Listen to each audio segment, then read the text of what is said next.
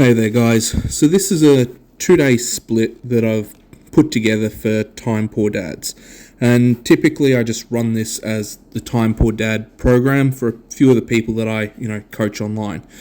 Now, with the 2-day split, there's, one primary day, and generally that will fall on a weekend because, during the week, a lot of people are busy, but on the weekend is where people tend to have more time and they can get a solid block of training done.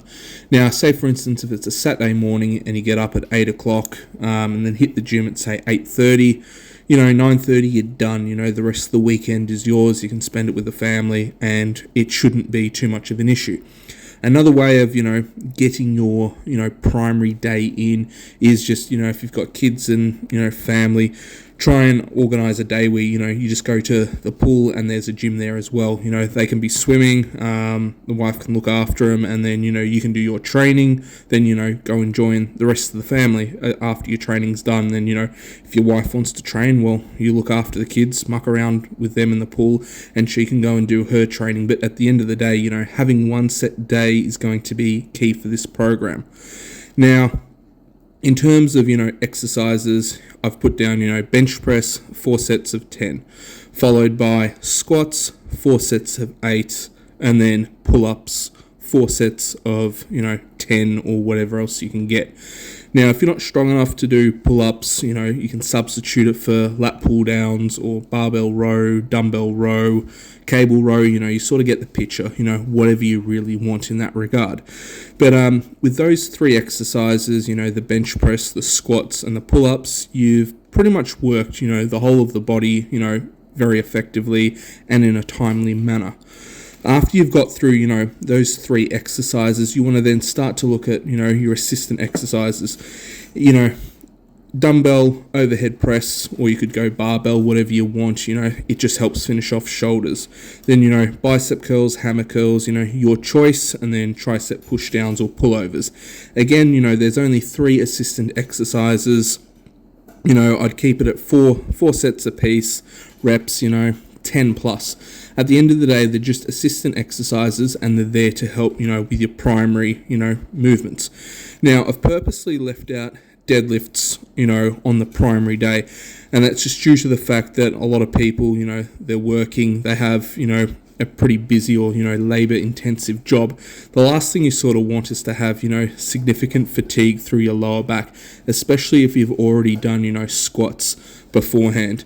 Now, with that being said, if you prefer to deadlift, then, substitute, squats for deadlifts if you want. Or, one week you could do squats, the next week you could do deadlifts, on your primary day. Now, primary day, as I said, that's only one day out of the program. Then, the next day, well, later in the week, probably around a Wednesday or, about there, I'd go and do, dumbbell press, barbell overhead or dumbbell overhead, followed by leg press, leg curls, leg extensions, and then if you want, throw in some deadlifts at a moderate weight. Nothing heavy, nothing too light unless you want to, do stiff-legged deadlifts, and chase the higher reps. But at the end of the day, if you're a time-poor dad, chances are you're not trying to be a professional athlete. So the deadlift is just there for overall, motor pattern development, get a little bit more volume through the lower back in a positive way, but not to the point where, you're pushing yourself ridiculously hard because, on your primary day, you're already squatting, your lower back's going to cop a beating. And then if you're doing that again later in the week, 2 days a week of, heavy lifts through the lower back, unless you have a lot more time and can look into recovery and, structuring the program, in a different way, it sort of becomes hard. So I just try and leave it as, deadlifts, at a moderate weight. In terms of sets and reps, with the dumbbell bench press, 4 sets of 10 leg press, 4 sets of 12, and, I just find when people go really heavy on the leg press, if they're not pulling themselves tight into the seat, they sort of curl their lower back a little bit at the base as the knees come towards the chest. And that rounding of the back just, can aggravate it. For quite a lot of people, it can actually hurt their lower back. I'm one of those individuals where, if I don't pull myself tight into the chair and I get, some rounding on my back, I really do pay for it. So if I ever do leg press, I chase really high reps, like up around the 20 rep mark, because the amount of weight that I need to use is far less. And then on top of that, if you wanted, leg extensions are in on this day, you could pre-exhaust your quads before you go and hit the leg press. So completely up to you, and it comes down to, you as an individual and what does and doesn't work. But, keep that in mind. If you need to pre-exhaust the quads before going heavy on the leg press, do it. But yeah, in terms of, arms for that day, I just finish off with, curls and, tricep push downs or pullovers if you want, and get a little bit more of lat development. Now, if you only ran the primary day, being, the bench press, the squats, and the pull-ups, look, you are still going to make forward progress. It's just going to be slow. There's some people that do train once a week. Twice is obviously better. That's why I've written this down as a 2-day split. And as long as you're, training twice a week, you really will make some, decent gains. But it's going to take time. It's not just going to be overnight. If you have, some dumbbells at home, the Olympic spin lock dumbbells are a great one. You can add in so much more training volume that takes very little time. You could do, your bicep curls, 4 sets of 10 at home. Another day, you could muck around and do shrugs if you wanted. Another day, you could do overhead. Another day, you could do farmer's walks. If you can get 10 to 15 minutes in of additional weight training just with dumbbells each day, your overall progress is really going to improve because you're just getting that additional volume. You're not waiting once a week to hit that muscle group. You can hit it, twice or 3 times, with lighter weight and different movements. And again, 3 or 4 sets is plenty, and it's just going to stack, up significantly. But just to recap, so, primary day, bench press, 4 sets of 10, squats, 4 sets of 8, pull-ups, 4 sets of 10. Again, lat pull-down or rows if need be. Assisted exercises, dumbbell overhead press, 4 sets of 10. Bicep curls or hammer curls, 4 sets of 10. Tricep push-downs or pullovers, 4 sets of 10.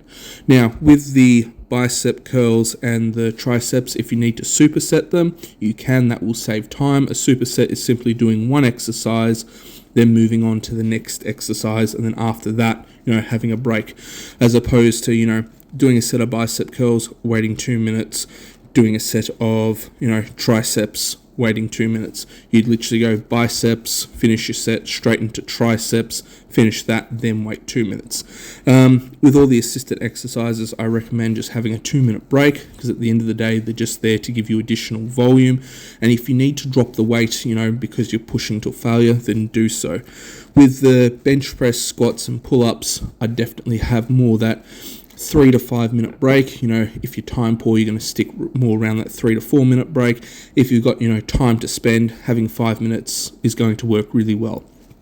In terms of warm-ups, you need to find out where you're at. For me, typically, I throw a plate on either side, do a set of 10, wait 2 minutes, throw another plate on, and so on and so forth until I work up to, the weights that I need to. So yeah, take your time with the warm-ups. Give yourself, a minute and a half to 2 minutes in between sets to warm up. Chances are, if you're a time poor dad, you're not going to have that real high-end level of strength, so it's not going to take you a significant amount of time to warm up.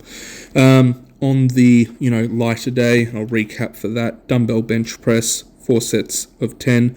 Leg press, 4 sets of 12. Leg curls, 4 sets of 10 to 12. Leg extensions, 4 sets of 10 to 12. Deadlifts, 3 sets of 8. And then, your curls and your tricep push downs, again, 4 sets of, 10. If you need to superset, then just do it. It's going to make it a lot quicker. It's going to save you time. But for a training split that's just 2 days a week, that's really effective. If you want to do some additional stuff at home in terms of core, you can, do planks. 3 sets of 2 minutes works really well. Side plank, same deal. 2 to 3 sets, minute and a half, 2 minutes each side. is going to, pay off, followed by typical, ab crunches as opposed to sit-ups. Ab crunches, you just hold that tension, in the core a lot more, and I find it's a lot more even as opposed to trying to sit the whole way up. If I need to do a true sit-up and I've got my feet tucked under something, I use a lot of my hip flexors to help pull me up, so it becomes, in a way, a bit more of a hip flexor exercise as opposed to just, pure core and ab. So, it comes down to the individual. If you've got a fitness test and you need to do them that way, then do it. Otherwise, just stick to traditional crunches. If you guys have questions, comment below. Otherwise, have a great day wherever you are.